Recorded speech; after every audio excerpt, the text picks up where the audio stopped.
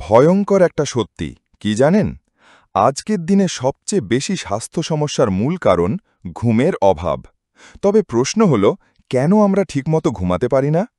অনেকেই ভাবে মোবাইল, কাজের চাপ বা ক্যাফেইনই এর একমাত্র কারণ। কিন্তু বিজ্ঞান বলছে ভিন্ন কথা। আমাদের মস্তিষ্কে আছে এক ধরনের জৈবিক ঘড়ি, যার নাম সার্কেডিয়ান রিদম। এই ঘড়িটা ঠিকভাবে চললে আপনি যখন শুতে যাবেন আপনার শরীর নিজেই ঘুমিয়ে পড়বে। কিন্তু আপনি যখন রাত 12টা বাজে তবুও ফোন স্ক্রল করেন, তখন এই ঘড়িটা ভেঙে পড়ে। আপনি জেনে অবাক হবেন, সকালের ভুল ব্রেকফাস্ট বা দিনের অগোছালো সময়ে খাবার খাওয়া, সেটাও এই ঘড়িকে বিঘ্নিত করে। আর সবচেয়ে অদ্ভুত বিষয় কি জানেন?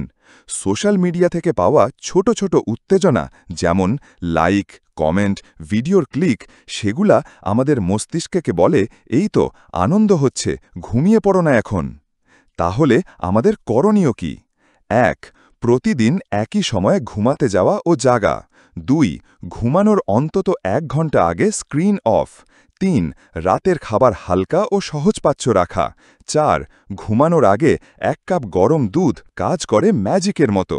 ঘুম শুধু বিশ্রাম নয়, এটা আপনার শরীরের ভিতরের চিকিৎসক। আপনি যদি ঘুমকে সময় না দেন, একদিন শরীর আপনাকে সময় দেবে, কিন্তু সেটা অসুস্থতার মাধ্যমে।